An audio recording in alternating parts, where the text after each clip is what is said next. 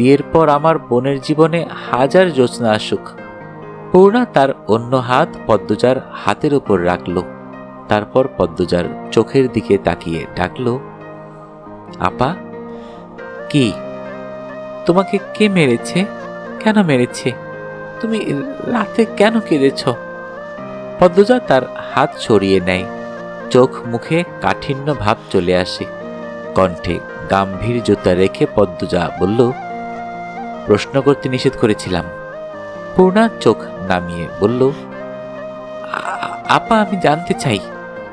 পদ্মজা দাঁড়িয়ে পড়ল, বলল, বাড়ি ফিরে যা। মৃদুলের আব্বা আম্মা আসছে। যখন তোকে প্রয়োজন হবে ডেকে পাঠাবো। তার আগে যেন এই বাড়ির আশেপাশেও না দেখি। পদ্মজা ঘর থেকে বেরিয়ে যেতে উদ্যত হয়। পূর্ণা তার পায়ের উপর থেকে দ্রুত লেপ সরালো। তারপর দৌড়ে পদ্মজার সামনে এসে দাঁড়ালো।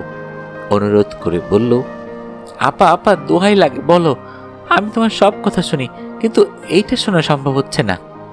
পূর্ণা পূর্ণা আচমকা পদ্মজার দুই পা জড়িয়ে ধরল। কাঁদো কাঁদো স্বরে বলল, আপা, পায়ে পড়ছে, আমাকে সব বলো। তোমার গালের ক্ষত, গলার দাগ আমাকে কষ্ট দিচ্ছে। আমি শান্তি পাচ্ছি না। কে তোমাকে এত কষ্ট দিয়েছে? কে কে এত বড় দুঃসাহস দেখিয়েছে? আমি তার কলিজা ছিঁড়ব। পূর্ণার চোখের জল পদ্মজার পায়ে পড়ে। পদ্মজা পূর্ণাকে টেনে তুলল। পূর্ণার কাজল নয়ন দুটি চোখে জলের টুইটুম্বুর, যেন স্বচ্ছ কালো জলের পুকুর। পদ্মজা পূর্ণার চোখের জল মুছে দিয়ে বলল, কাঁদুনি। পূর্ণা পদ্মজাকে জড়িয়ে ধরে। পদ্মজার শরীরে সে মা মা গন্ধ খুঁজে পায়। সেই ছোটবেলা থেকেই পদ্মজা তার জীবন, তার আনন্দ। পদ্মজার গলার কালশিটে দাগটা যেন তারই বুকের আঘাত। রক্তক্ষরণ হচ্ছে ক্ষণে ক্ষণে। পদ্মজা পূর্ণাকে অপেক্ষা করতে বলে নিজের ঘরে যায়। আলমগীরের দেয়া খাম নিয়ে ফিরে আসে। দরজা বন্ধ করে পূর্ণাকে নিয়ে বিছানার ওপর বসল। এরপর বলল, আমি জানি আমার বোন বড় হয়েছে, সেই সাথে ধৈর্য জ্ঞানও বেড়েছে। আমি একটা কারণেই তোকে সব জানাবো, যাতে সাবধান থাকতে পারিস। আমি চাই সব জানার পর তুই নিজে থেকে কোনো সিদ্ধান্ত নিবি না। আমি যেভাবে বলবো সেভাবে চলবি। রাজি? রাজি।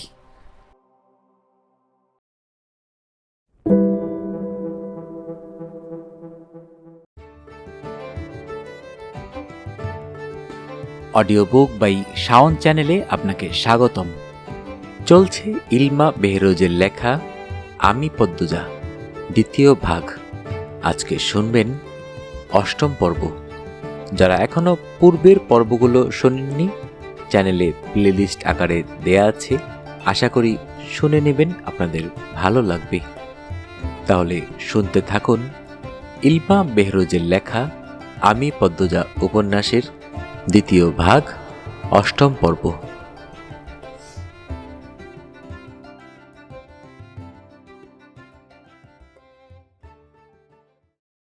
এশারের আজান পড়ছে। পদ্মজা ধীরে ধীরে চোখ খুলল। নিজেকে নিজের ঘরে আবিষ্কার করল। মাথা ব্যথা করছে খুব। সে এক হাতে কপাল চেপে ধরে। তখনই দুপুরের সব ঘটনা মনে পড়ে যায়। পূর্ণার মাথায় হাত বুলিয়ে দিচ্ছিল সে, তখন কে যেন পিছন থেকে মুখে কিছু একটা চেপে ধরে। তারপর আর কিছু মনে নেই। পদ্মজা দ্রুত উঠে বসে। জুতা না পরেই ঘর ছেড়ে বেরিয়ে আসে। সিঁড়ি বেয়ে নামার সময় লতিফার দেখা পেল। লতিফা পদ্মজাকে দেখে বলল, কই যাইতাছ? পূর্ণা কোথায়? পূর্ণার কাছে যাব। পূর্ণা তো উপরে। পদ্মজা অবাক হয়ে প্রশ্ন করে, উপরে মানে? তিনতলায়? হ। এখানে কে নিয়ে আসলো?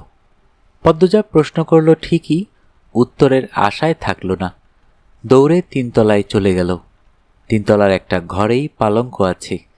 রুম্পা যে ঘরে ছিল, পদ্মজা সেই ঘরে এসে মৃদুলকে দেখতে পেল। মৃদুল চেয়ারে বসে আছে। বিছানায় শুয়ে আছে পূর্ণা। পদ্মজা উল্কার গতিতে পূর্ণার মাথার কাছে গিয়ে বসল। মৃদুল পদ্মজাকে দেখে সংকুচিত হয়, বলল, পূর্ণা ভালা আছে ভাবি? ও কি অজ্ঞান? না, ঘুমাইতেছে। কিছুক্ষণ আগে সজাগ ছিল। খেয়েছে? আপনার ধারে অনেকক্ষণ বসে ছিল। পদ্মজা পূর্ণার মাথায় হাত বুলিয়ে দিল, তারপর পূর্ণার গালে কপালে চুমু দিল। মৃদুলকে প্রশ্ন করল, প্রেমা প্রান্ত কোথায়? বাড়িতে গেছে। ঠিক আছে ওরা? জি ভাবি। আর লিখন শাহ? লিখন শাহর কথা শুনে মৃদুল চুপ হয়ে যায়। পদ্মজা উৎকণ্ঠিত হয়ে প্রশ্ন করল, উনি কোথায়? কেমন আছেন? মৃদুল মাথা নত করে বলল, ভাবি, ভিড়ের মাঝে কেউ একজন বাইরে চুরি মারছে। পদ্মজা এক হাতে নিজের মুখ চেপে ধরে, তারপর কাপা স্বরে বলল, বেঁচে আছে? জানি না ভাবি, হাসপাতালে নিয়ে গেছে সবাই, পুলিশ আইছিল বিকালে। পদ্মজার চোখে জল টলমল করে। মানুষটা এত দিন তাকে নিঃস্বার্থভাবে ভালোবেসে গেছে, ধৈর্য ধরে থেকেছে, কঠিন ব্যক্তিত্বের আড়ালে তার জন্য ভালোবাসা যত্ন করে রেখেছে। পদ্মজা সব কিছু জানে, সব জেনেও সে কিছু করতে পারেনি।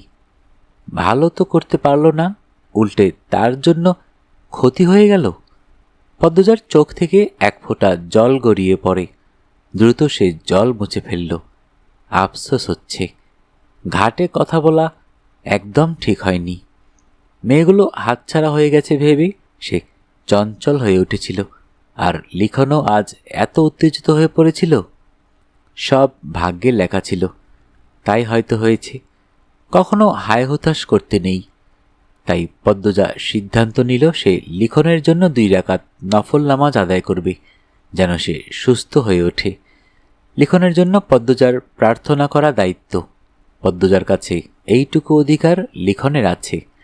পদ্মজা মৃদুলকে বলল, পূর্ণা ঘুমাক তাহলে, দেখে রাখবেন, আমি আসছি। আচ্ছা ভাবি। পদ্মজা ঘর ছেড়ে বেরিয়ে গেল। মৃদুল দরজার বাইরে তাকিয়ে রইল। পদ্মজাকে তার অনেক প্রশ্ন করার আছে। লিখন পদ্মজার নামে যে অপবাদ দেয়া হয়েছে সেটা যে মিথ্যা মৃদুলের চেয়ে ভালো কে জানে।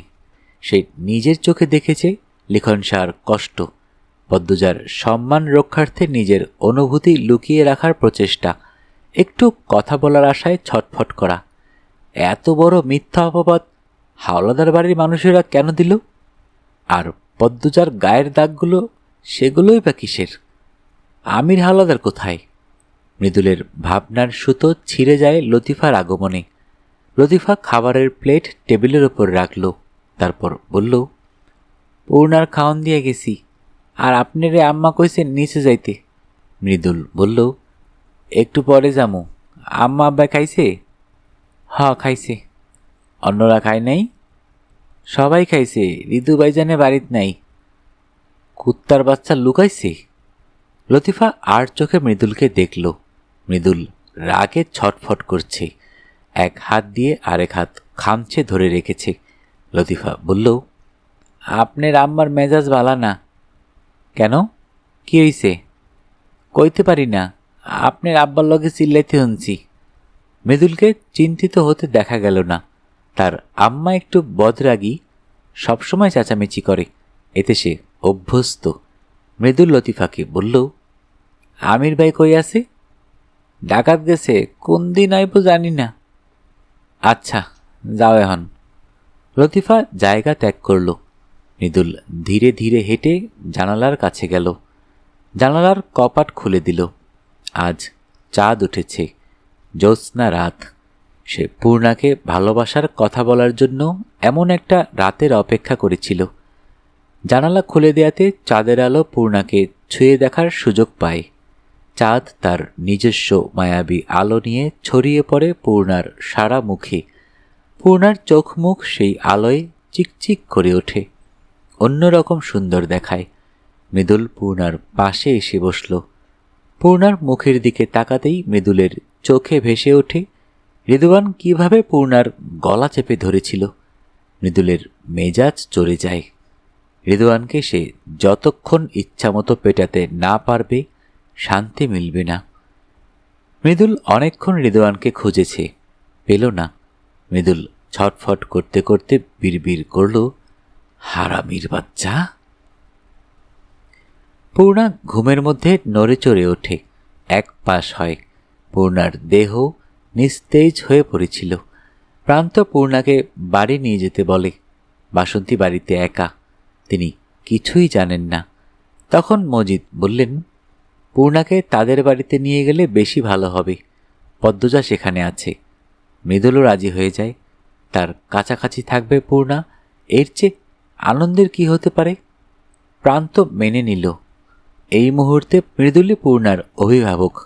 মৃদুল বুঝতে পারেনি মজিদ হাওলাদার ভালো মানুষই দেখাতে এই প্রস্তাব দিয়েছেন, যাতে গফুর মিয়া বা মৃদুল অথবা গ্রামবাসী কেউই মজিদকে দোষী না ভাবে। মজিদ সবাইকে নিজের উদারতা দেখিয়েছেন। গ্রামবাসীর উদ্দেশ্যে বলেছেন, পদ্মজা দোষী হলেও তার বোন দোষী নয়। রিদওয়ান পূর্ণার সাথে অন্যায় করেছে, এজন্য রিদওয়ানের শাস্তি হবে। তিনি রিদওয়ানকে সবার সামনে থাপ্পড় দিয়েছেন আর বলেছেন, পূর্ণা সুস্থ হলে পূর্ণার কাছে ক্ষমা চাইবে রিদওয়ান। মৃদুল কল্পনা থেকে বেরিয়ে এসে পূর্ণার এক হাত মুঠোয় নিয়ে হৃদয়ের অন্তঃস্থল থেকে উচ্চারণ করল, তাড়াতাড়ি সুস্থ হয়ে যাও, আমি তোমার নিয়ে যাইতে আইছি। মৃদুল পূর্ণার হাতে আলতো করে স্পর্শ করতে করতে তার মায়াবী মুখখানা মুখস্থ করে নিল। মৃদুলের ইচ্ছে হচ্ছে পদ্মজার মতো পূর্ণার কপালে চুমু এঁকে দিতে, কিন্তু সেই বৈধতা বা সাহস তার নেই। সে পূর্ণার এক হাত শক্ত করে ধরে রাখল। পদ্মজা ঘরে প্রবেশ করতেই মৃদুল বিজলির গতিতে পূর্ণার হাত ছুঁড়ে ফেলে। তারপর নিঃশ্বাসের গতিতে দূরে গিয়ে দাঁড়ালো। সঙ্গে সঙ্গে পূর্ণার ঘুম ভেঙে যায়। মৃদুল এত জোরে হাত ছুঁড়েছে, ঘুম তো পালানোরই কথা। পদ্মজা অবাক হয়ে মৃদুলকে দেখল। এত ভয় পাওয়ার কি হলো? পূর্ণা চোখ খুলে পদ্মজাকে দেখে খুব খুশি হয়। সে দ্রুত উঠে বসল। পদ্মজা পূর্ণার পাশে গিয়ে বসে। পূর্ণা শক্ত করে পদ্মজাকে জড়িয়ে ধরে বলল, আপা। পদ্মজা মৃদু হেসে বলল, বোন আমার। তারপর পূর্ণার দুই গালে হাত রেখে বলল, কষ্ট হচ্ছে? পূর্ণা মৃদুলকে দেখল, তারপর পদ্মজাকে বলল, না আপা। মৃদুল উসখুস করতে করতে বলল, আমি তাইলে যাই ভাবি, ওইখানে পূর্ণার খাবার আছে। পদ্মজা মাথা নেড়ে সম্মতি দিল। মৃদুল দরজার বাইরে গিয়ে পূর্ণার দিকে তাকালো একবার। পূর্ণার বদলে সে পদ্মজাকে তাকিয়ে থাকতে দেখল। মৃদুল জোরপূর্বক হেসে জায়গা ছাড়ল। রাতের আধারে চারদিকে নেমে এসেছে নিস্তব্ধতা। শাহানা ঘুমানোর চেষ্টা করছে, পারছে না। মৃদুলের অনিচ্ছাকৃত আঘাতে ডান হাতের বাহু ফুলে গেছে। হাড়ে তীব্র ব্যথা, হাত নাড়ানো যাচ্ছে না। শাহানা বিড়বিড় করে বিলাপ করছে, আল্লাহ গো আল্লাহ, এত বেদনা কেড়ে দিছো তুমি, কমায়া দাও আল্লাহ। ঘুমের ঘোরে শিরিন শাহানার হাতের উপর উঠে পড়ে। শাহানা আল্লাহ গো বলে চিৎকার করে উঠল। শিরিনের ঘুম ভেঙে যায়। সে লাফিয়ে উঠে বসে। তার চোখে মুখে ভয়। শাহানার হাত ধরতে চাইলে শাহানা চিৎকার করে বলল, ছুবি না আমারে, ডাইনি মাইরা দিছে আমারে গো। শিরিন অপরাধী স্বরে বলল, আমি দেখছি না আপা, তুই কথা কবি না। শাহানার চোখ মুখ কুচকানো। সে প্রচণ্ড রেগে আছে। ধীরে ধীরে বিছানা থেকে নামল। শিরিন প্রশ্ন করল, কই যাও? শাহানা পূর্বের স্বরেই বলল, মুততে যাই। শাহানার ঝাড়ি খেয়ে শিরিন আর কথা বলল না। সে অন্যদিকে ফিরে শুয়ে পড়ল। শাহানা টয়লেটে যাওয়ার পথে অন্দরমহলের ফাঁকফোকর দিয়ে আসা জ্যোৎস্নার আলোয় একটা পুরুষ অবয়বকে হাঁটতে দেখল। শাহানা ভয় পেয়ে যায়। পুরুষ অবয়বটি শাহানাকে দেখে দাঁড়িয়ে পড়ে। শাহানার দিকে এগিয়ে আসে। শাহানা ভয়ার্থ স্বরে প্রশ্ন করল, তুমি কেলা? মৃদুলের মুখটা ভেসে ওঠে। সে হেসে বলল, আপা আমি। মৃদুলকে দেখেই শাহানার মেজাজ তুঙ্গে ওঠে। সে চোখ রাঙিয়ে বলল, কুত্তার বাচ্চা, তুই আমার সামনে আইবি না, লুলা বানায় দিছস আমারে। মৃদুল কাতর স্বরে বলল, সুডু বাইয়ের লগে এমন করবা? আমি তো তোমার দেখি নাই, ইচ্ছা করে মারি নাই। এই তুই যা, সামনে থেকে সর। শাহানা গজগজ করতে করতে টয়লেটের দিকে চলে যায়। মৃদুল ঠোঁট উল্টে শাহানার যাওয়া দেখে, তারপর সিঁড়ির দিকে তাকালো। তার ঘুম আসছে না একটুও। পূর্ণার কথা খুব মনে পড়ছে। ইচ্ছে হচ্ছে জ্যোৎস্নার আলো সারা গায়ে মেখে অনেকক্ষণ গল্প করতে। কোনো এক অদৃশ্য যন্ত্রণা বুকে হেঁটে বেড়াচ্ছে। অন্যদিনের তুলনায় পূর্ণাকে একটু বেশি যেন মনে পড়ছে। বুকটা ফাঁকা ফাঁকা লাগছে, অস্থিরতায় রুহু ছটফট করছে। মৃদুল 3 বার বিসমিল্লা বলে 3 বার বুকে ফু দিল। তারপর আর কিছু না ভেবে 3য় তলায় উঠে আসে। শেষ সিঁড়িতে দাঁড়িয়ে থাকে।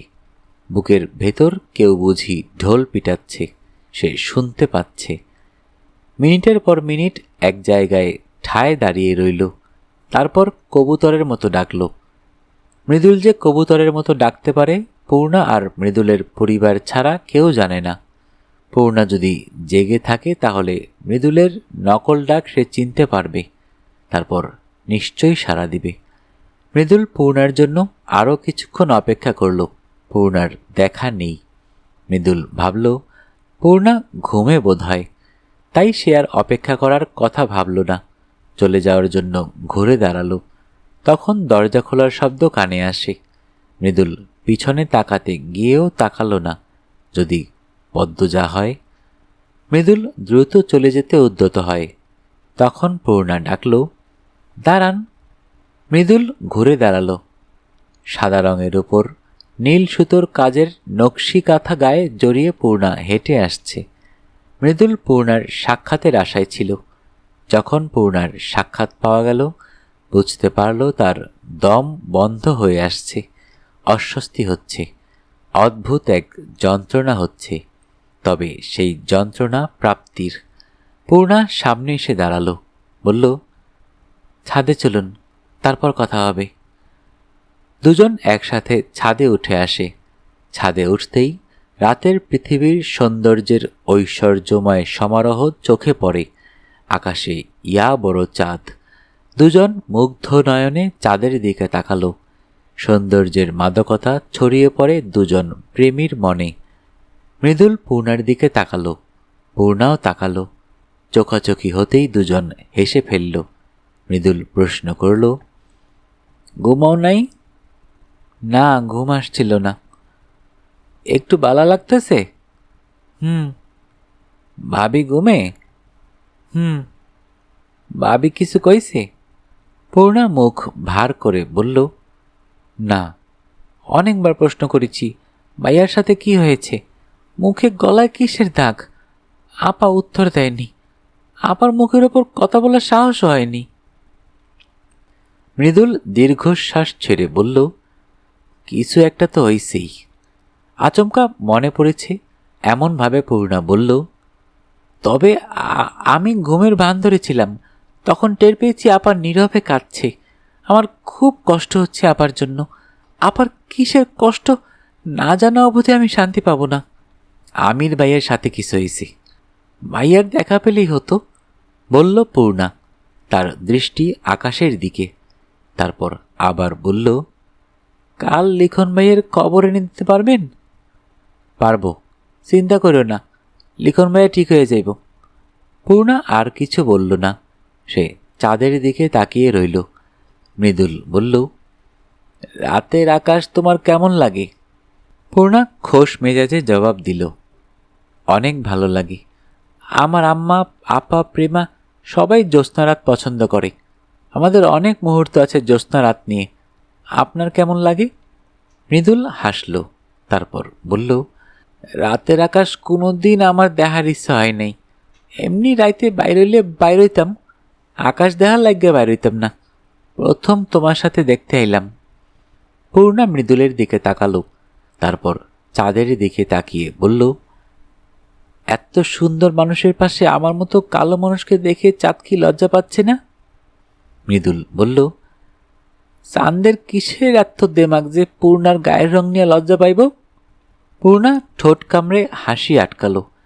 জ্যোৎস্নার রূপ মাধুরী নিজ চোখে অবলোকন করার সৌভাগ্য পূর্ণার বহুবার হয়েছে, কিন্তু আজকের সময়টা অন্যরকম লাগছে। মায়াবী এক অনুভূতি সর্বাঙ্গে শীতল বাতাস ছড়িয়ে দিচ্ছে। মৃদুল বলল, বৈশা কথা বলি। কোথায় বসবো? ছাদ তো কুয়াশায় ভেজা। মৃদুল চট করে তার লুঙ্গি খুলল। পূর্ণা শুরুতে চমকে যায়, পরে দেখল মৃদুলের পরনে প্যান্ট আছে। মৃদুল তার লুঙ্গি ছাদের মেঝেতে বিছিয়ে বলল, বৈশা পড়ো। পূর্ণা মনে মনে আস্তাগফিরুল্লাহ আস্তাগফিরুল্লাহ বলে লুঙ্গির উপর বসল। কিছুটা দূরত্ব রেখে মৃদুল বসল, বলল, প্যান্টের উপর লুঙ্গি পরার সুবিধা হইল এটা, যে কোনো দরকারে কামে লাগে। একবার টুপি ছাড়া রাইতে মাছ ধরতে গেছিলাম, ঠান্ডা বাতাসে মাতাসে কি বেদনা, এরপর করলাম কি। পূর্ণা বাধা দিয়ে বলল, লুঙ্গি দিয়ে টুপি বানিয়েছেন তাই তো?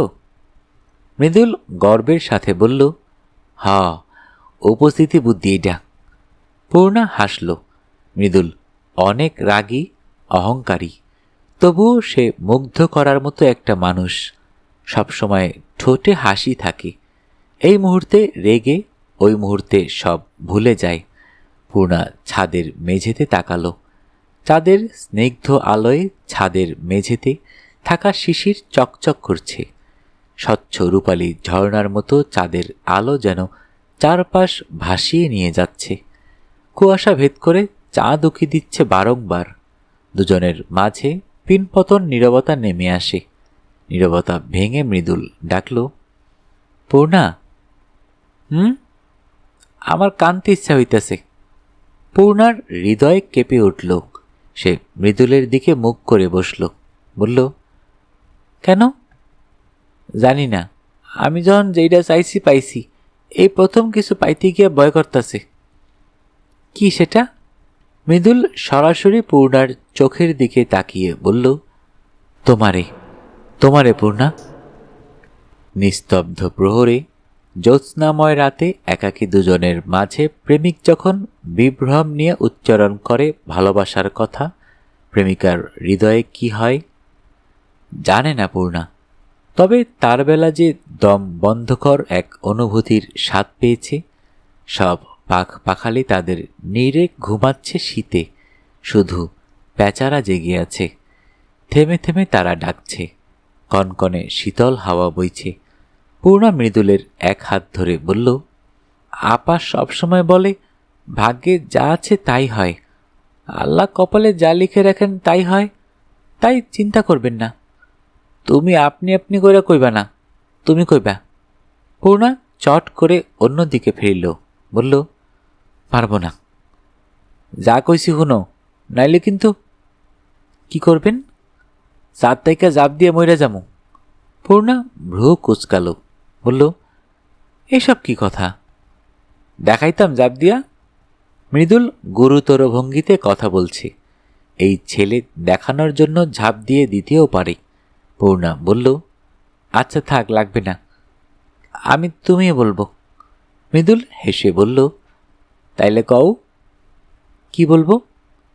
তুমি তুমি। মৃদুল হাসল পূর্ণাও।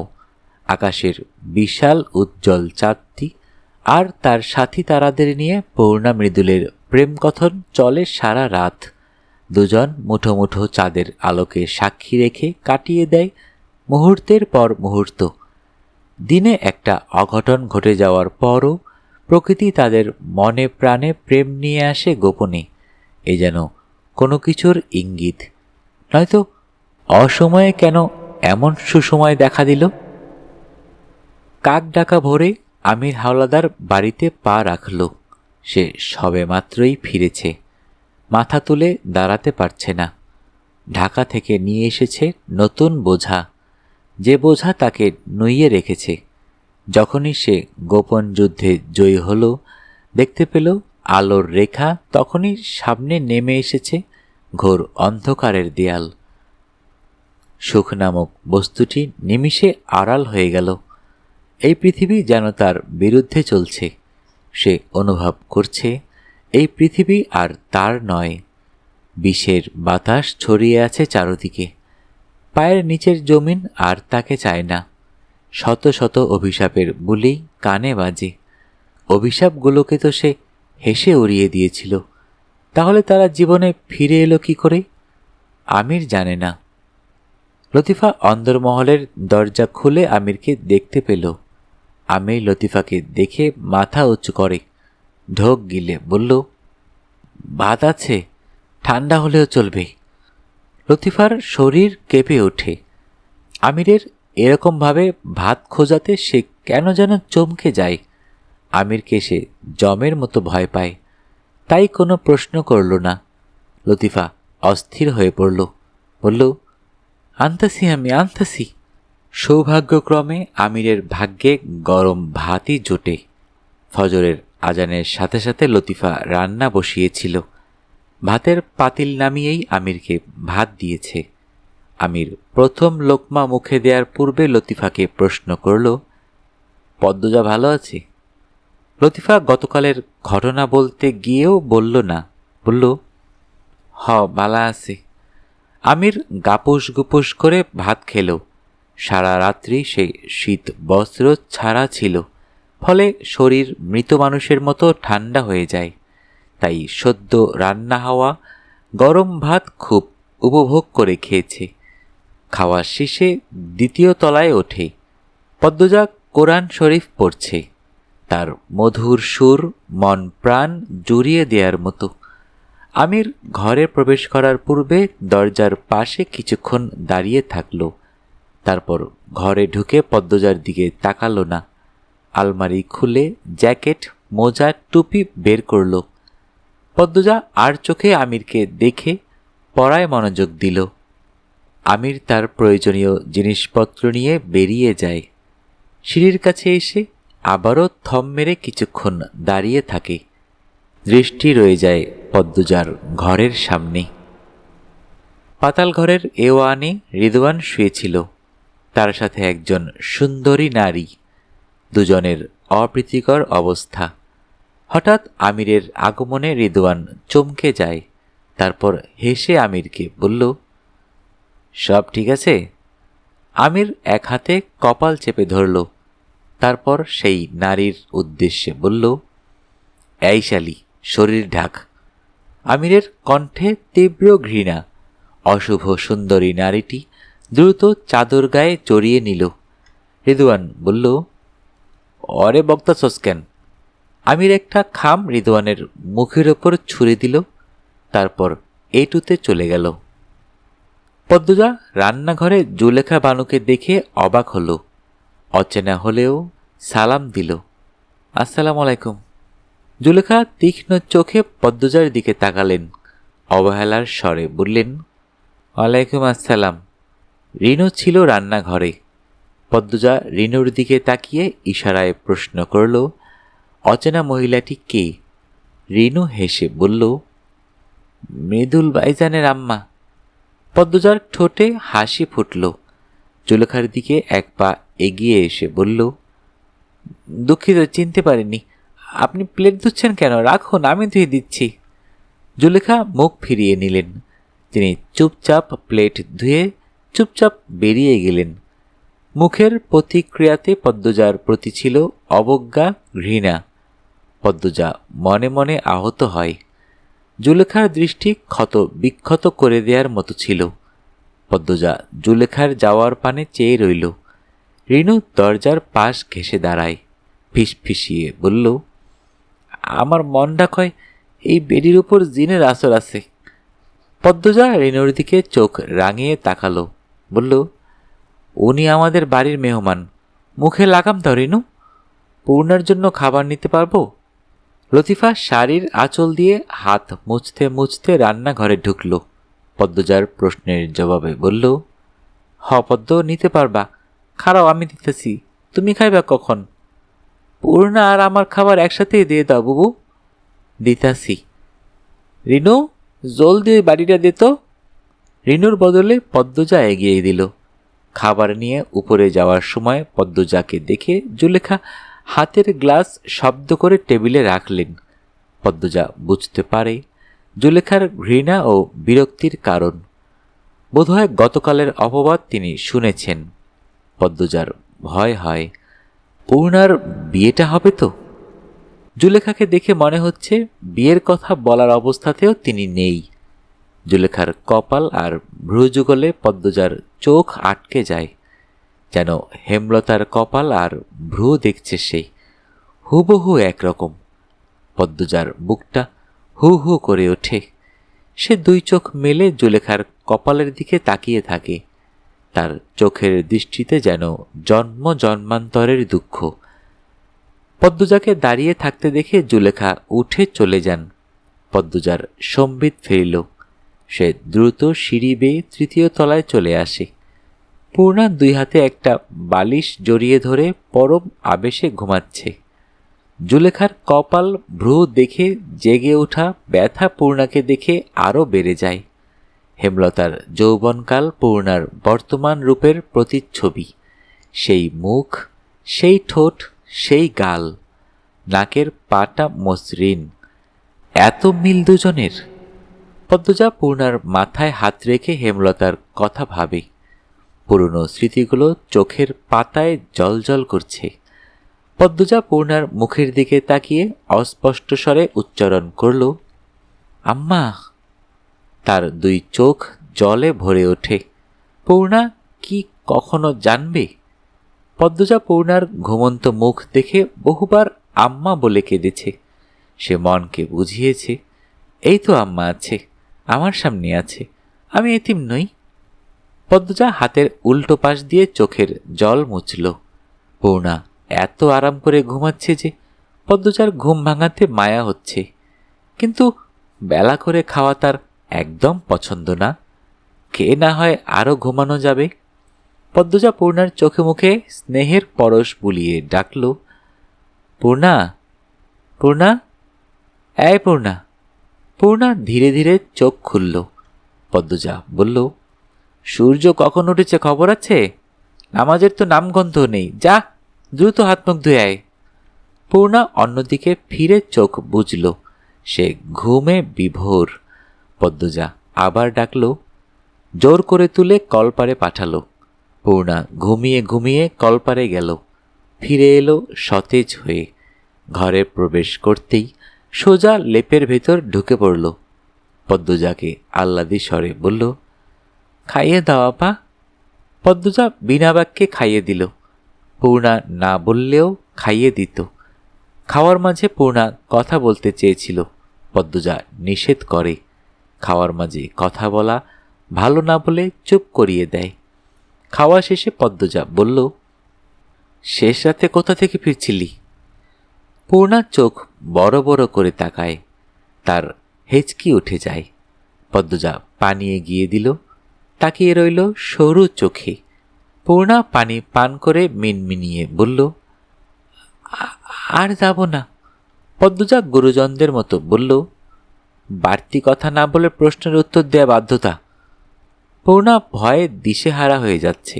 সে ঢোক গিলে নতজানু হয়ে বলল, মৃদুল যে ওনার সাথে দেখা করতে গেছিলাম। সে ডেকেছিল? আর তুইও চলে গেলি? পূর্ণার মনে হচ্ছে সে ফাঁসির দড়ির সামনে দাঁড়িয়ে আছে, যে কোনো মুহূর্তে ঝুলে যাবে। পদ্মজা বিছানা ছেড়ে উঠে দাঁড়ালো। ঘরের দুই দিকে জানালা আছে। পূর্ব দিকের জানালা খোলা, উত্তর দিকেরটা বন্ধ।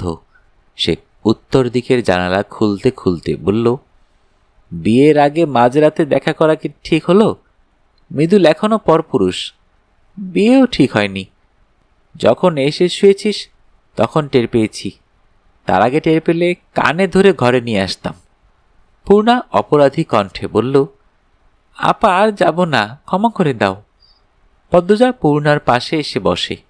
পূর্ণার হাতের ওপর নিজের এক হাত রেখে বলল, বিয়ের পর আমার বোনের জীবনে হাজার জ্যোৎস্না আসুক। পূর্ণা তার অন্য হাত পদ্মজার হাতের ওপর রাখল। তারপর পদ্মজার চোখের দিকে তাকিয়ে ডাকল, আপা। কি? তোমাকে কে মেরেছে? কেন মেরেছে? তুমি রাতে কেন কেঁদেছ? পদ্মজা তার হাত সরিয়ে নেয়। চোখ মুখে কাঠিন্য ভাব চলে আসে। কণ্ঠে গাম্ভীর্যতা রেখে পদ্মজা বলল, প্রশ্ন করতে নিষেধ করেছিলাম। পূর্ণা চোখ নামিয়ে বলল, আপা আমি জানতে চাই। পদ্মজা দাঁড়িয়ে পড়ল, বলল, বাড়ি ফিরে যা, মৃদুলের আব্বা আম্মা আসছে, যখন তোকে প্রয়োজন হবে ডেকে পাঠাবো, তার আগে যেন এই বাড়ির আশেপাশেও না দেখি। পদ্মজা ঘর থেকে বেরিয়ে যেতে উদ্যত হয়। পূর্ণা তার পায়ের উপর থেকে দ্রুত লেপ সরালো, তারপর দৌড়ে পদ্মজার সামনে এসে দাঁড়ালো, অনুরোধ করে বলল, আপা আপা দোহাই লাগে, বলো, আমি তোমার সব কথা শুনি, কিন্তু এইটা শোনা সম্ভব হচ্ছে না। পূর্ণা পূর্ণা আচমকা পদ্মজার 2 পা জড়িয়ে ধরল, কাঁদো কাঁদো স্বরে বলল, আপা পায়ে পড়ছে, আমাকে সব বলো, তোমার গালের ক্ষত, গলার দাগ আমাকে কষ্ট দিচ্ছে, আমি শান্তি পাচ্ছি না। কে তোমাকে এত কষ্ট দিয়েছে? কে কে এত বড় দুঃসাহস দেখিয়েছে? আমি তার কলিজা ছিঁড়ব। পূর্ণার চোখের জল পদ্মজার পায়ে পড়ে। পদ্মজা পূর্ণাকে টেনে তুলল। পূর্ণার কাজল নয়ন দুটি চোখে জলের টুইটুম্বুর, যেন স্বচ্ছ কালো জলের পুকুর। পদ্মজা পূর্ণার চোখের জল মুছে দিয়ে বলল, কাঁদুনি। পূর্ণা পদ্মজাকে জড়িয়ে ধরে। পদ্মজার শরীরে সে মা মা গন্ধ খুঁজে পায়। সেই ছোটবেলা থেকেই পদ্মজা তার জীবন, তার আনন্দ। পদ্মজার গলার কালশিটে দাগটা যেন তারই বুকের আঘাত। রক্তক্ষরণ হচ্ছে ক্ষণে ক্ষণে। পদ্মজা পূর্ণাকে অপেক্ষা করতে বলে নিজের ঘরে যায়। আলমগীরের দেয়া খাম নিয়ে ফিরে আসে।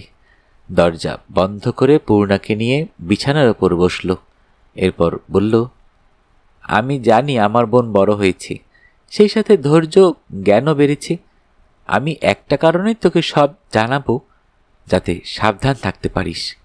আমি চাই সব জানার পর তুই নিজে থেকে কোনো সিদ্ধান্ত নিবি না। আমি যেভাবে বলবো সেভাবে চলবি। রাজি? পূর্ণা বুঝতে পারছে সে ভয়াবহ কিছু জানতে চলেছে। উত্তেজনায় তার গায়ের পশম দাঁড়িয়ে পড়েছে।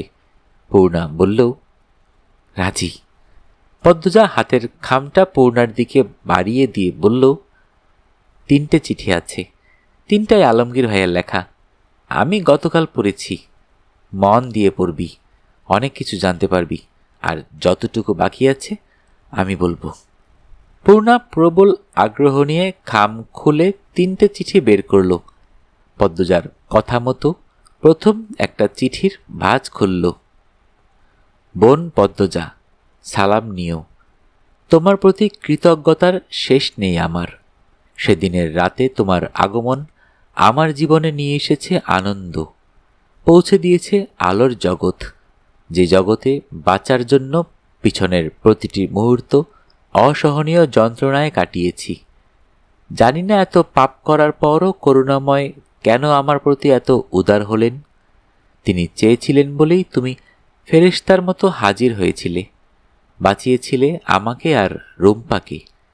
যখন তুমি এই চিঠি পড়ছ তখন তোমার অবস্থা কি আমি জানি না। হয়তো সব জেনে গিয়েছ, নয়তো এখনো অন্ধকারেই ডুবে আছো। যদি অন্ধকারে ডুবে থাকো তাহলে আমি তোমাকে আলোর সন্ধান দেব। সব জানার পর সিদ্ধান্ত তোমার। চিঠিটা বোধহয় বড় হয়ে যাবে, 1 পৃষ্ঠাতে হবে না। ধৈর্য ধরে সবটুকু পড়ো। আমি তোমাকে একটা তিক্ত দীর্ঘ গল্প শোনাব।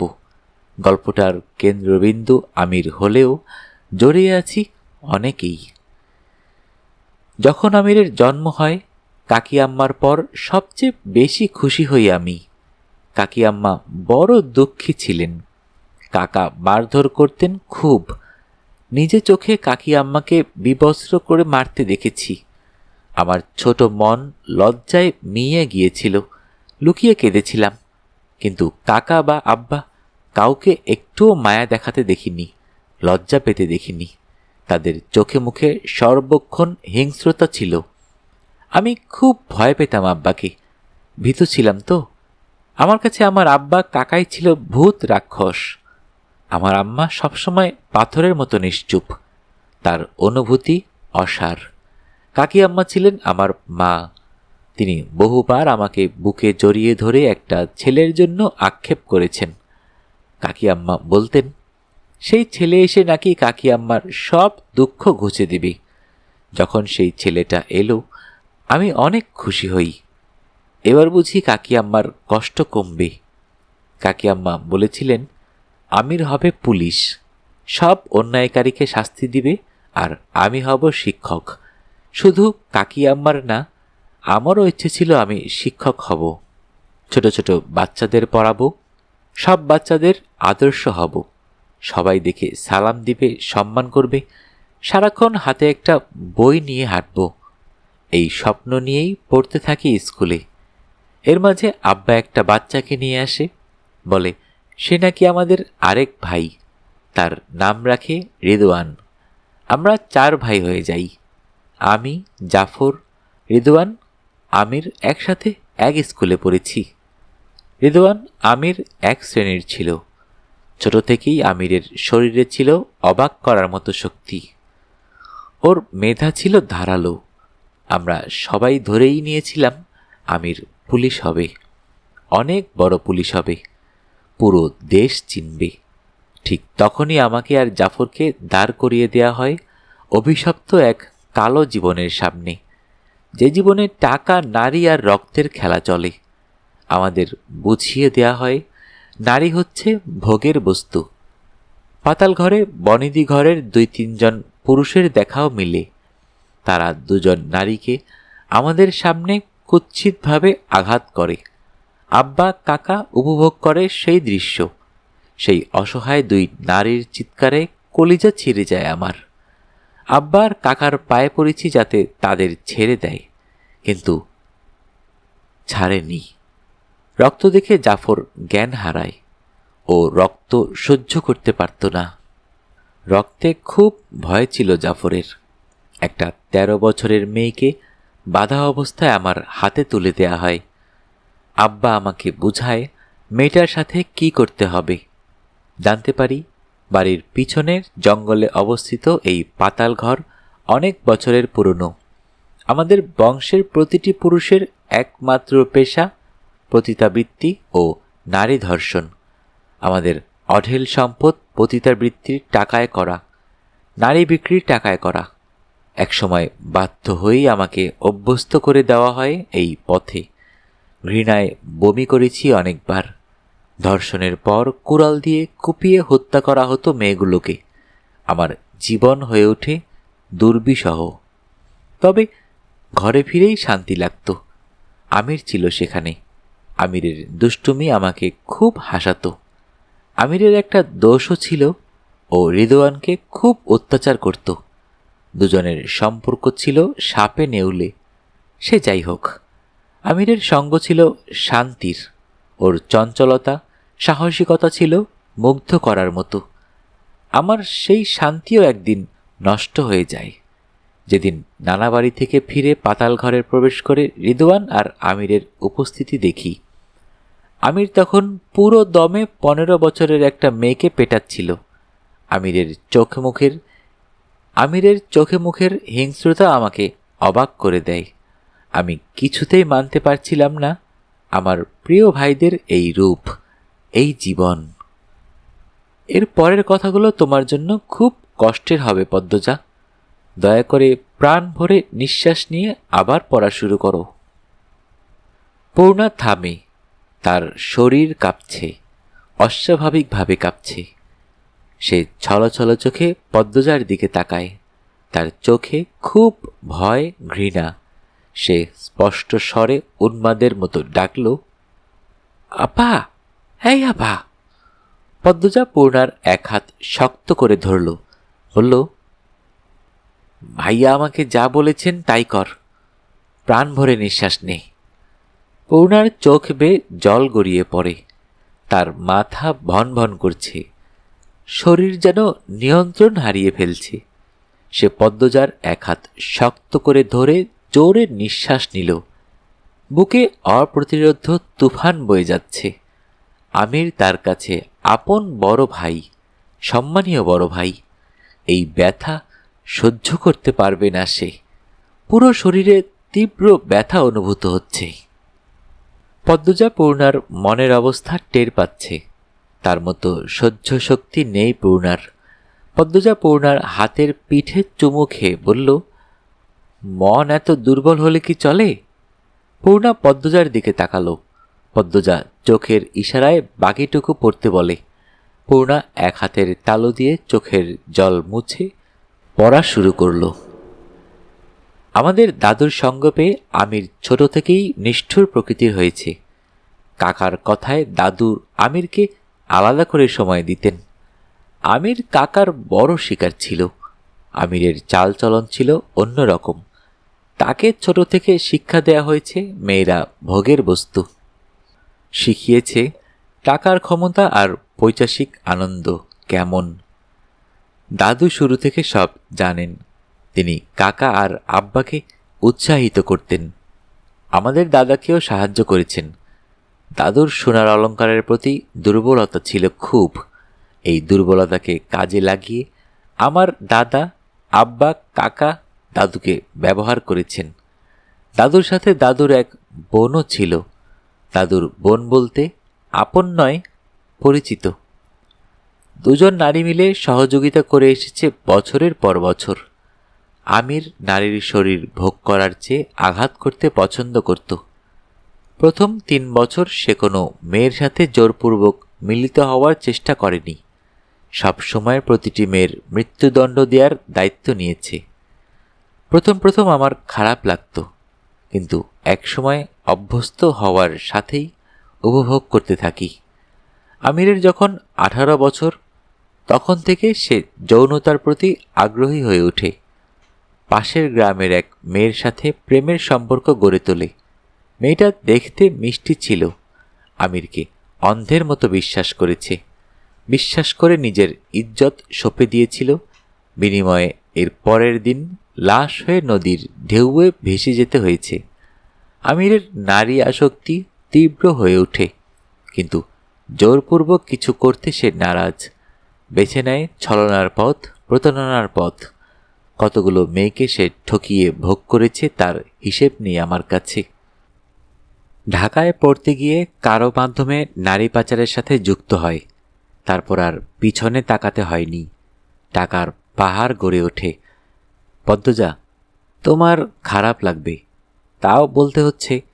তুমি যেমন আমিরের জীবনের প্রথম মেয়ে নও, তেমন বউও নও। শহরের সম্ভ্রান্ত পরিবারের সুন্দরী এক মেয়েকে আমির বিয়ে করেছিল। সেই মেয়েটি নিঃসন্দেহে রূপসী ছিল। সে বিয়ের পূর্বে শারীরিক সম্পর্কে আগ্রহী ছিল না বলে আমির তাকে বিয়ের প্রস্তাব দেয়। মেয়েটি তার পরিবারে না জানিয়ে আমিরকে বিয়ে করে। 1 সপ্তাহ পর মেয়েটি যখন আমিরের কাছে তিক্ত হয়ে ওঠে, তখন মৃত্যু মেয়েটির সামনে এসে দাঁড়ায়। মেয়েটির পরিবারের কেউ জানতেও পারেনি তাদের বাড়ির মেয়ের বিয়ে হয়েছিল, আর সে স্বামীর হাতেই মারা গিয়েছে। আমির তীক্ষ্ণ বুদ্ধিসম্পন্ন মানুষ। সে তখনই ঠান্ডা মাথায় পুরো ঘটনার চিহ্ন মুছে দেয়। এটাই কিন্তু ওর একটা বিয়ে নয়। আমির আরেকটা বিয়েও করেছিল, ভিন্ন ধর্মের এক সুন্দরী মেয়েকে। তার বেলায়ও হুবহু ঘটনা ঘটে। সে মেয়ের মৃত্যু আমি নিজ চোখে দেখেছি, কিন্তু কিচ্ছু বলিনি। বলতে ইচ্ছে হয়নি। মন বলতে কিছু ছিল না তখন। মেয়েটা মৃত্যুর পূর্বে অবাক হয়ে দেখছিল আমিরকে। সে বোধহয় বিশ্বাস করতে পারছিল না যাকে ভালোবেসে ঘর ছেড়েছে সে তাকে খুন করছে। আমির কিন্তু খুন করার ঘণ্টাখানেক পরই অন্য মেয়ের সাথে সময় কাটিয়েছে। আমিরের বাড়ি গাড়ি সব হয়। যে কোনো নারী আমিরকে নিজের সর্বস্ব বিলিয়ে দিত নির্দ্বিধায়। আমির দেখতে একটু শ্যামলা হলেও ওর কথাবার্তা, চালচলন, চাহনি ছিল আকর্ষণ করার মতো। যতগুলো মেয়ে আমিরকে ভালোবেসেছে, বেশিরভাগই আমিরের থুতনির কাটা দাগটা দেখে প্রেমে পড়েছে। আমির সম্পর্কিত আর কিছুই বলার নেই। এটুকুতেই তুমি আমিরের স্থান বুঝে যাবে। তোমার স্বামী একা খারাপ এই কথা বলার মুখ নেই আমার। আমি কিছু কম করিনি।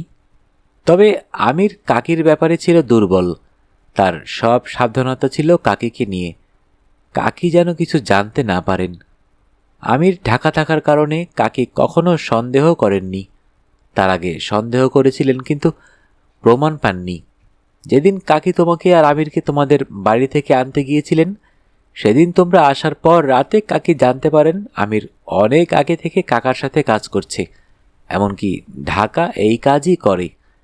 আমির কাকার সাথে ডিল নিয়ে আলোচনা করছিল। খুব চাপ ছিল মাথার উপর। চিন্তায় আমির অসতর্ক হয়ে যায়।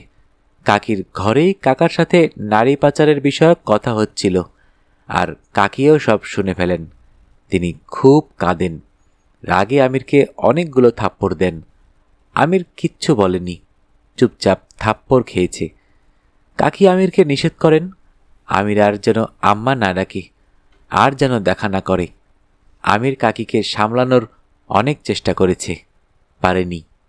কাকির খুব কষ্ট হচ্ছিল। ঘৃণায় আমিরের শার্ট টেনে হিচড়ে ছিঁড়ে ফেলেছেন। কাকির নখের দাগ আমিরের পেটে বুকে হয়তো এখনও আছে। কাকির বেঁচে থাকার সুতোটাই ছিঁড়ে যায়। সারা রাত্রি হাউমাউ করে কেঁদেছেন। অনেকবার কাকিকে সান্ত্বনা দিতে গেছিলাম, কিন্তু সাহস হয়নি। আমি আমি নিজেই তো একটা নিকৃষ্ট মানব। আবার সেদিন রাতে তুমি রুম্পার সাথে ছিলে। রুম্পা যদি সব বলে দেয় তোমাকে, সেই ভয়ে আমির রিদওয়ানকে পাহারায় রেখেছিল।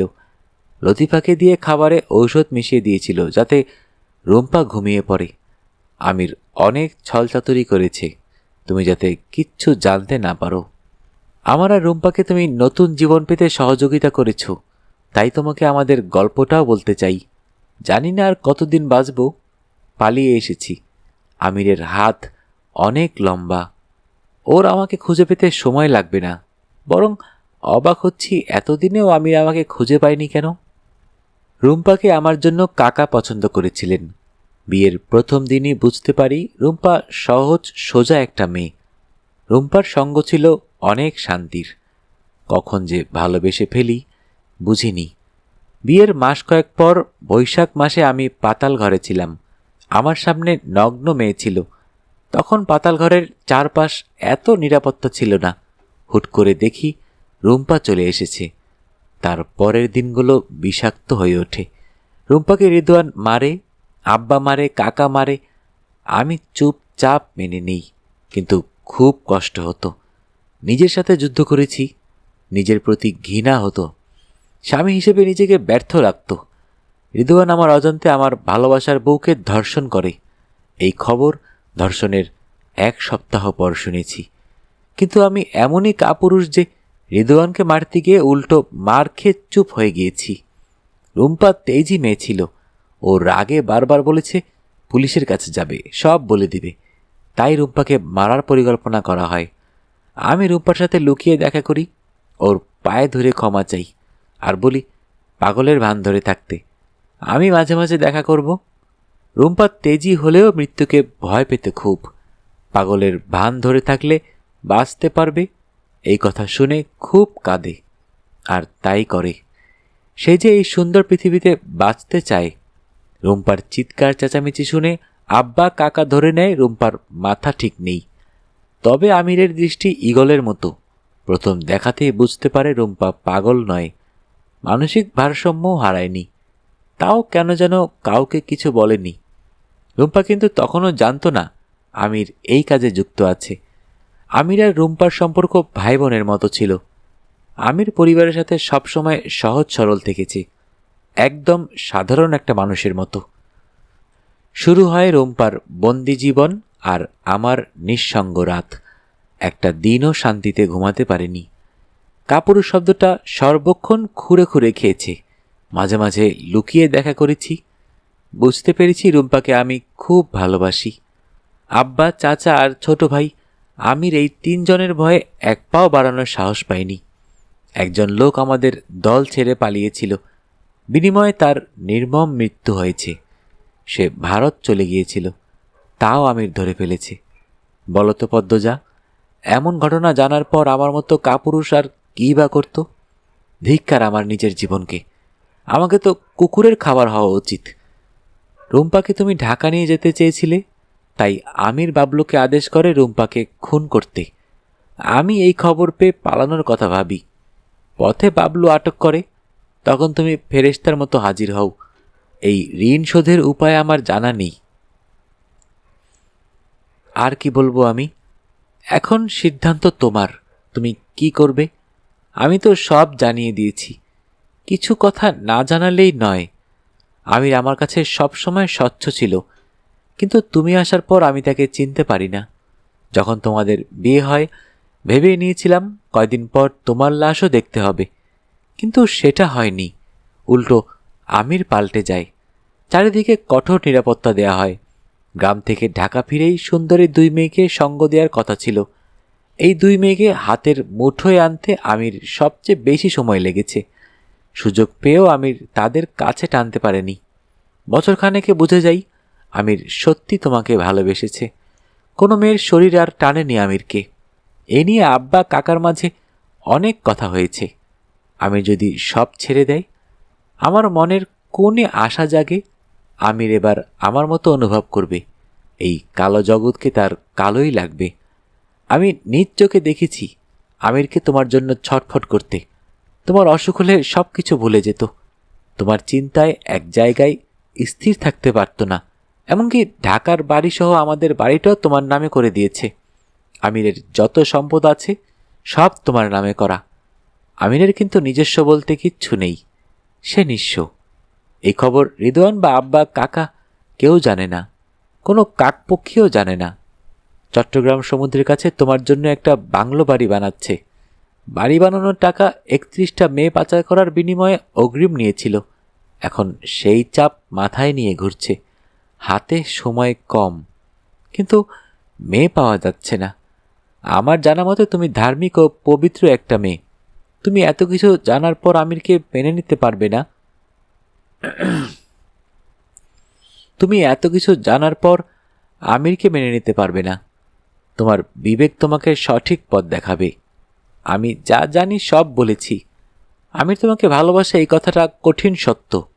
তুমি যদি আমিরের কাছে তার দুই চোখ চাও, সে তোমার সামনে ছুরি ধরে হাঁটু গেড়ে বসে বলবে, নিয়ে যাও।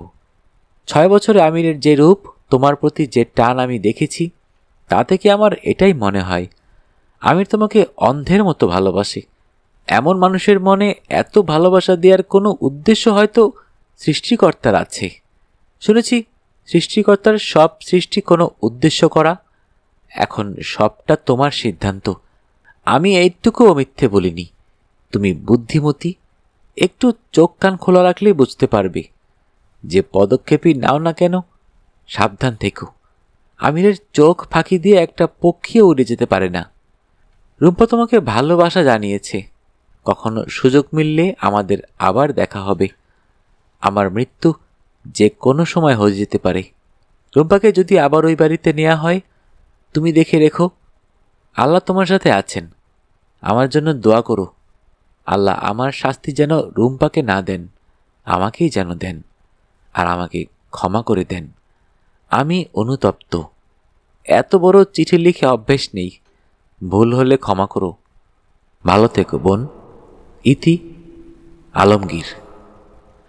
পূর্ণা দুই হাতে মাথা চেপে ধরে। কাঁদতে কাঁদতে তার বুক ভিজে গিয়েছে। সে পদ্মজার দিকে তাকিয়ে বলল, আমার বিশ্বাস হচ্ছে না আপা, আমি বিশ্বাস করতে পারছি না। পদ্মজা পূর্ণাকে জড়িয়ে ধরল। পূর্ণা পদ্মজার বুকে মুখ গুজে ফোপাতে থাকল। পদ্মজা তার সাথে ঘটে যাওয়া সব ঘটনা খুলে বলে। পূর্ণা দুই হাতে শক্ত করে ধরে পদ্মজাকে। তার প্রিয় বোনের এত কষ্ট, সে কষ্ট সহ্য করতে পারছে না। পূর্ণা কাঁদতে কাঁদতে বলল, ভাইয়া তোমার আগে আরো 2টো বিয়ে করেছে, এই ব্যথা কিভাবে সহ্য করেছ আপা? পদ্মজা কান্না আটকিয়ে রেখেছিল। এই কথা শুনে ভেতর থেকে কান্না আপনা আপনি চলে আসে। পূর্ণাকে শক্ত করে জড়িয়ে ধরে। একটা মানুষ খুঁজছিল সে, যাকে জড়িয়ে ধরে মন খুলে কাঁদা যাবে। আমির অত্যাচারী, হিংস্র, নারী ব্যবসায়ী, এইটুকুর ব্যথাই সে হজম করতে পারেনি। চিঠি পড়ে যখন জানতে পারল আমিরের নারী আসক্ত ছিল, এমনকি বিয়েও করেছে, তখন ইচ্ছে হচ্ছিল গলায় ফাঁস লাগিয়ে মরে যেতে। ঠান্ডা মেঝেতে বসে হাত পা ছড়িয়ে কেঁদেছে। বারবার চোখে ভেসে উঠেছে আমিরের সাথে অনেক মেয়ের অন্তরঙ্গ মুহূর্ত। একজন স্ত্রীর জন্য এটা কতটা বেদনাদায়ক হতে পারে তার কোনো পরিমাপ নেই। পদ্মজা চোখের জল মুছল, পূর্ণাকে সামনাসামনি বসিয়ে বলল, এখন কাঁদার সময় নয়। তোকে আমি সব জানিয়েছি যাতে প্রেমাকে দেখে রাখতে পারিস, আর নিজেও সাবধানে থাকিস। আমি একটা ছুরি দেব, নিজের সাথে রাখবি। রিদওয়ানের নজর ভালো না, প্রেমার দায়িত্ব তোর। তোর বিয়ে দিয়ে দেব 3-4 দিনের মধ্যেই। আপা? পূর্ণার কণ্ঠটা অদ্ভুত শোনায়। পদ্মজা তাকালো। পূর্ণা ঢোক গিলে নত জানু হয়ে কান্না মিশ্রিত কণ্ঠে বলল, ভাইয়ার কোনো ক্ষতি করো না আপা। কথা শেষ করেই জোরে কেঁদে উঠল পূর্ণা। সে বুঝতে পারছে সে অন্যায় আবদার করেছে, পাপির প্রতি মায়া দেখাচ্ছে, কিন্তু আমিরকে সে আপন ভাইয়ের মতো ভালোবাসে। আমির কখনো বড় ভাইয়ের অভাব বুঝতে দেয়নি, মাথার উপরের ছাদ হয়ে থেকেছে। সবচেয়ে বড় কথা, তার প্রিয় বোনের ভালোবাসার মানুষ আমির। কেউ না জানুক, সে জানে। আমির ছাড়া পদ্মজা বেঁচে থেকেও মৃত। পদ্মজা তার মা হেমলতার মতো হয়েছে। সত্যকে, ন্যায়কে বেছে নেবে, ভালোবাসার সিন্দুকটা তালা মেরে রাখবে, তারপর কষ্টে ধুকে ধুকে মরবে। পূর্ণার কথা শুনে পদ্মজা অবাক হয়ে উচ্চারণ করল, পূর্ণা? পূর্ণা পদ্মজার কোলের ওপর মাথা নত করে বলল, আপা, আমি খুব খারাপ, কিন্তু তোমার সুখ আমার কাছে সবচেয়ে বড়। ভাইয়া তোমাকে ভালো রাখবে, ভাইয়া তোমাকে ভালোবাসে। আগের সব ভুলে যাও, মাফ করে দাও। আমি জানি তুমি ভাইয়াকেও ছাড়বে না, ভাইয়ার কিছু করে ফেলবে। আপা, দোহাই লাগে, তোমার সুখ নষ্ট করো না। পদ্মজা আশ্চর্যের চরম পর্যায়ে অবস্থান করছে। পূর্ণা মাথা তুলে তাকায়। পদ্মজা প্রশ্ন করে, আর যে মেয়েগুলো অত্যাচারিত হয়েছে, যে মেয়েগুলো ঠকেছে, যে মেয়েগুলো যন্ত্রণায় ছটফট করে জীবন দিয়েছে, তাদের প্রতি অন্যায় শাস্তি কে দিবে? পূর্ণার সহজ উত্তর, তোমাকে তো কিছু করেনি, তোমাকে তো ভালো লাগবে। পদ্মজা নিজেকে সামলে রাখতে পারেনি। সে ভেবেছিল পূর্ণা ঘৃণায় আমিরকে খুন করতে চাইবে রিদওয়ান, খলিল আর মজিদকে, কিন্তু এ তো উল্টা সুর তুলছে। পদ্মজা গায়ের সবটুকু শক্তি দিয়ে পূর্ণাকে থাপ্পড় দিল। পূর্ণা আকস্মিক ঘটনায় নিজেকে শক্ত রাখার সুযোগ পায়নি। বিছানা থেকে হুমড়ি খেয়ে মেঝেতে পড়ে। পদ্মজার নাক লাল হয়ে গেছে। সে রাগে পূর্ণাকে বলল, ছি, তুই আম্মার মেয়ে?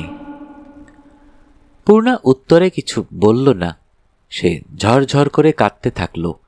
নাকের পানি চোখের পানি মিলেমিশে একাকার, দৃষ্টি মেঝেতে নিবদ্ধ। পদ্মজার রাগে দুঃখে কান্না পায়।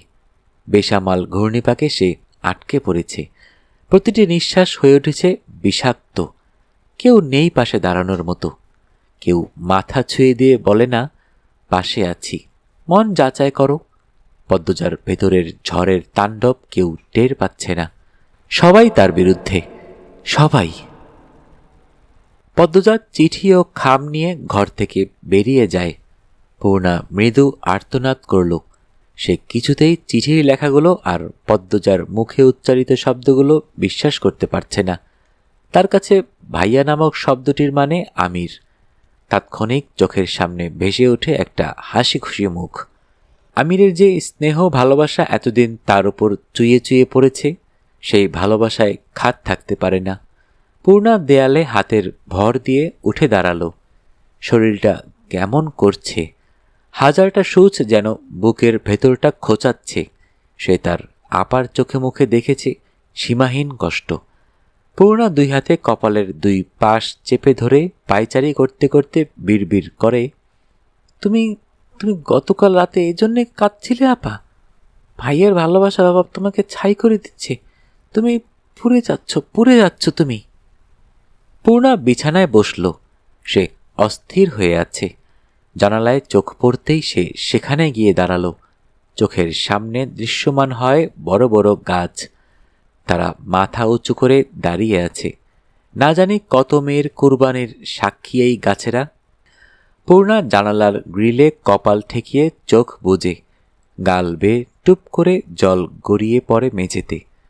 তার কেন এত কষ্ট হচ্ছে সে জানে না। বড় ভাইয়ের সমতুল্য আমিরের এমন ভয়ঙ্কর রূপের কথা জেনে, নাকি তার বোন আর বোনের ভালোবাসার বিচ্ছেদের আশঙ্কায়। পূর্ণা 2 হাতে চোখের জল মুছে ওড়না দিয়ে মাথা ঢাকল। তারপর দ্রুত পায়ে 2য় তলায় পদ্মজার ঘরে যায়। পদ্মজা ঘরে নেই, নিচতলায় হয়তো। পূর্ণা সোজা নিচতলায় চলে আসে। সদর ঘরে জুলেখা রিনুর সাথে কথা বলছিল। তিনি ব্যাগও গোছাচ্ছেন। পূর্ণা মৃদুলের কাছে শুনেছে মৃদুল তার মা বাবাকে নিয়ে এসেছে। জুলেখা বানুর মুখের সাথে মৃদুলের মুখের মিল রয়েছে। পূর্ণা আন্দাজ করে নিল তিনি মৃদুলের মা। পূর্ণা নতজানু হয়ে এগিয়ে আসে। জুলেখার পায়ে ছুঁয়ে সালাম করার জন্য ঝুঁকতেই জুলেখা পা সরিয়ে নিলেন। কর্কশ কণ্ঠে বললেন, দূরে যাও। পূর্ণা মনে মনে আহত হয়, দূরে সরে দাঁড়ায়। চোখের কার্নিশে জল জমে। সে ঢোক গিলে কান্না আটকিয়ে কাপা কণ্ঠে বলল, আসসালামু আলাইকুম। জুলেখা বানু জবাব দিলেন না। তিনি কাউকে উদ্দেশ্য করে বললেন, কি গো, হয় নাই তোমার? সময় যাইতেছে নাকি আইতাছে? গফুর মিয়া বেরিয়ে আসেন। পূর্ণা গফুর মিয়াকে দেখে বুঝতে পারল উনি মৃদুলের বাবা। লাল রঙের লম্বা দাড়ি, মাথায় সাদা টুপি, পরনে সাদা পাঞ্জাবি, চোখে মুখের নূর যেন দুথি ছড়াচ্ছে। গফুর মিয়া পূর্ণাকে দেখে হাসলেন, বললেন, ভালো আছো মা? শরীরটা ভালো লাগছে?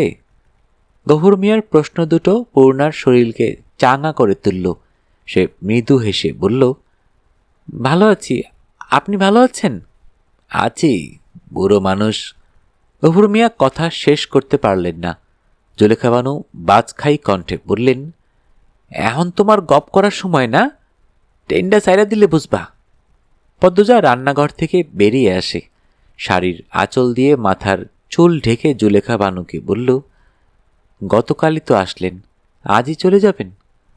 জুলেখা বানু পদ্মজার দিকে ফিরেও তাকালেন না। তিনি রিনুকে ধমকের স্বরে বললেন, মৃদুল্লা কই গেছে? রিনু বলল, বাইরে গেছে কলপারে। গিয়া খবর দাও, হ্যাঁ আম্মায় ডাকতাছে। রিনু পদ্মজাকে একবার দেখল, তারপর বাইরে গেল। লতিফা সদর ঘর ঝাড়ু দিচ্ছে। সে আর চোখে জুলেখার ব্যবহার দেখছে। তার ইচ্ছে হচ্ছে মহিলাকে ভেজা কাপড়ের মতো মুচড়াতে। জুলেখার এমন ব্যবহারের কারণ পদ্মজা বুঝতে পারছে। তাও প্রশ্ন করল, মনে হচ্ছে আপনি খুব বিরক্ত হয়ে আছেন। আমরা কোনো ভুল করেছি? জুলেখা কটাক্ষ করে বললেন, দেখো মা, তোমার সাথে আমি কথা কইতে চাইতেছি না, তুমিও কইও না। পদ্মজা পূর্ণার দিকে তাকালো। পূর্ণা অবাক চোখে তাকিয়ে আছে। তার চোখে জলের পুকুর সৃষ্টি হয়েছে, যে কোনো সময় গড়িয়ে পড়ে যেন ঘর ভাসিয়ে নিবে। লতিফা ঝাড়ু দেওয়ার ভান করে সব বালু জুলেখার ভেজা পায়ের ওপর ছিটিয়ে দিল। জুলেখা বানু 2 লাফে দূরে সরে যান।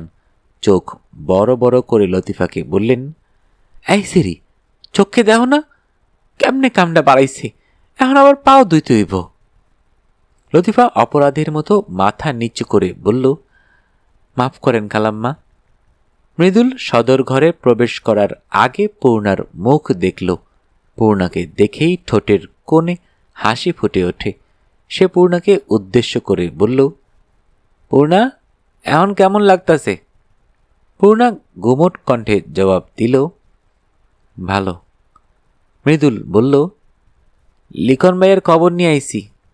পদ্মজা সঙ্গে সঙ্গে প্রশ্ন করল, কেমন আছেন উনি? জুলেখা তীক্ষ্ণ চোখে পদ্মজার দিকে তাকান। জুলেখার চাহনি দেখে পদ্মজা অস্বস্তিতে পড়ে যায়। মৃদুল বলল, জানি না ভাবি, কালই জানি লিখন বাইরে ঢাকা হাসপাতাল নিয়ে গেছে। পদ্মজা বিড়বিড় করে বলল, আল্লাহ ওনাকে সুস্থ করে দিবেন ইনশাল্লাহ। পূর্ণার চোখে মুখের গোমট ভাবটা স্পষ্ট। মৃদুল দেখতে পাচ্ছে, কিন্তু তার কারণ বুঝতে পারছে না।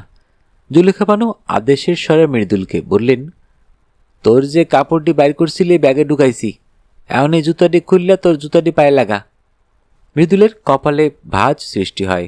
বলল, আমরা কই যাইতেছি? বাড়িতে যাইতেছি। মৃদুলের মাথায় যেন বাজ পড়ে। সে পূর্ণার দিকে তাকালো। পূর্ণা অন্যদিকে ফিরে আছে। মৃদুল অবাক হয়ে জুলেখাকে বলল, আমরা যেই কামে আইছি সেই কাম তো হয় নাই আম্মা। জুলেখা পূর্ণার ওপর চোখ রেখে বলল, আমি এমন কালা শরীরে আমার স্যারার বউ করে ঘরে নিতে রাজি না। মৃদুল উচ্চ স্বরে উচ্চারণ করল, আম্মা। জুলেখা বানু চেঁচিয়ে বললেন, তুই কি দেখে এমন শরীরে পছন্দ করছস? তোর লগে এই সিরিজ যায়? তোর আর এই শরীর গায়ের রং আসমান আর জমিন। জুলেখা বানুর চিৎকার শুনে খলিল ও আমিনা উপস্থিত হন। অপমানে লজ্জায় পূর্ণার চোখ ফেটে জল বেরিয়ে আসে। পূর্ণার চোখের জল পদ্মজা হজম করতে পারছে না। পদ্মজা বলল, আপনি গায়ের রঙকে মূল্য দিচ্ছেন কেন? ছেলে মেয়ে দুজন দুজনকে ভালোবাসে, ভালোবাসাটাকে মূল্য দিন। জুলেখা বানুর মেজাজ শুধু খারাপের দিকেই যাচ্ছে। তিনি বললেন, আমার চারার মতো সোনার টুকরো এমন কয়লারে কোনোদিন পছন্দ করব না। এই সিঁড়ি তাবিজ করছে, কালা জাদু করছে আমার চারার উপর। আমার চারারে আমি বড় হাটটার হুজুরের কাছে লয়ে যাইয়াম, জাদু দিয়া বেশি দিন দৈরা রাখুন যায় না। এটা তুমি আর তোমার বইনে মনে রাখো। মৃদুল চিৎকার করে উঠল, আম্মা, কিসব আবল তাবল কইতেছেন? আপনি পূর্ণারে কষ্ট দিতেছেন। জুলেখা কেঁদে দিলেন। কাঁদতে কাঁদতে বললেন, আমার কষ্ট নাই। আমি কত আশা কইরা আসছিলাম আমার চারার বউ আমি পছন্দ কইরা গড়ে আনাম, পরীর মতো বউ আনাম। কিন্তু তুই এমন কালা শরীরে পছন্দ করে রাখছস। 10 মাস 10 দিন তোরে পেটে রাখছি, আর এখন তুই শরীর লেগা গলা উঁচে কথা কইতেছস। পদ্মজা জুলেখাকে বুঝাতে চাইল, আপনি অকারণে কাঁদছেন, দেখুন। তুমি চুপ থাকো। তোমার বোনের গত্রের রং তো কালা, আর তোমার তো চরিত্রই কালা। নষ্টা মাইয়া মানুষের মতো জামাই রেখে অন্য চারার লোকের সম্পর্ক রাখছো। এমন চরিত্রহীন সেরি মানুষের বোনরে আমার বংশে নিয়ে কি ইজ্জতে কালি লাগামু?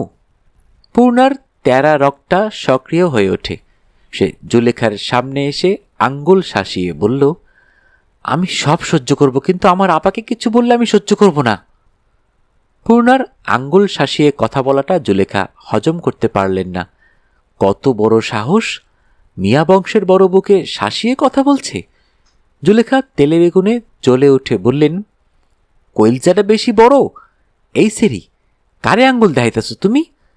তোমার বোনে যে নষ্টা পুরা গ্যারামে জানে। সত্য কইতে আমি ডরাই না। মৃদুল খেপে যায়। সে জুলেখার পিছনে গিয়ে দাঁড়ালো আর বলল, আম্মা, আপনি কিন্তু বাড়াবাড়ি করতেছেন। জুলেখা পিছনে ঘুরেই মৃদুলকে কোষে চর মারলেন। বেশ জোরেই শব্দ হয়। গফুর মিয়া জুলেখাকে ধমকালেন, তুমি কি করতাছ? কি কইতাছ?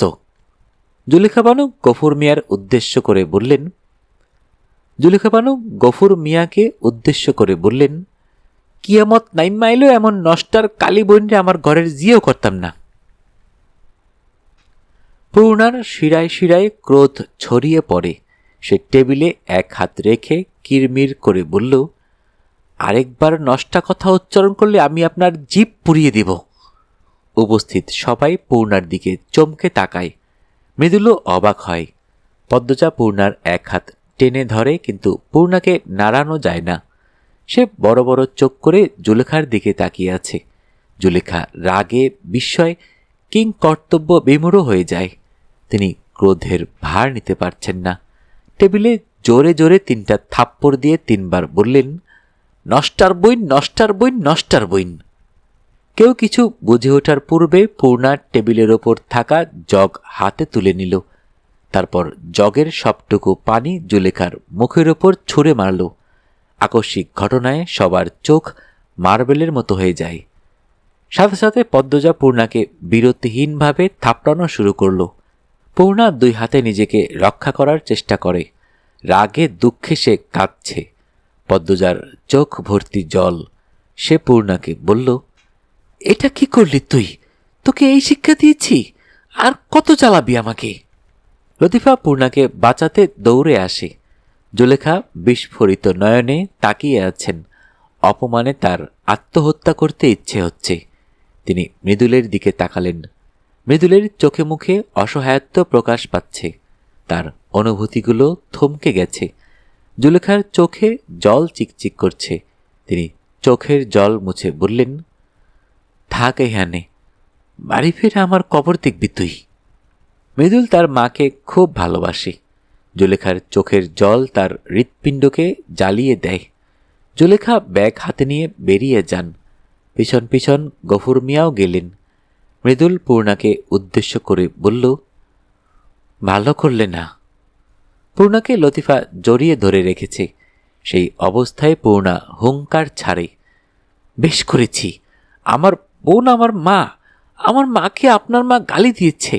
আমি ওনাকে ছেড়ে দিলেও জাহান্নামে আমার মতো, আমি ওনাকে ছেড়ে দিলে জাহান্নামে আমার জায়গা হতো না। কাজটা ঠিক করো নাই পূর্ণা। মৃদুলের কণ্ঠে তেজের আঁচ পাওয়া গেল। মায়ের প্রতি মৃদুলের সমর্থন দেখে পূর্ণার রাগে বলে উঠল, এমন মায়ের ছেলেকে আমি বিয়ে করব না। মৃদুল তিরস্কার করে হেসে বলল, আমিও করব না। তুমি না আমার গায়ের রঙের সাথে মানাও, না ব্যবহারের দিক দিয়া মানাও, জুতো মারি বিয়ারে। মৃদুল টেবিলে জোরে লাথি মেরে বেরিয়ে গেল। পদ্মজা দীর্ঘশ্বাস ছেড়ে চেয়ারে বসল। ছোট থেকে শত সমস্যার মুখোমুখি হতে হতে সে ক্লান্ত, বড্ড ক্লান্ত।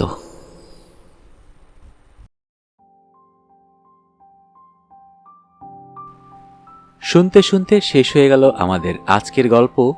যারা এখনও অডিও বুক বাই শাওন চ্যানেলটি সাবস্ক্রাইব করেননি, অনুরোধ থাকবে চ্যানেলটি সাবস্ক্রাইব করে বেল আইকনটি অন করে দিবেন। সবাই ভালো থাকবেন, সুস্থ থাকবেন এবং বেশি বেশি করে বই পড়বেন, কারণ বইয়ের চেয়ে ভালো বন্ধু আর হয় না।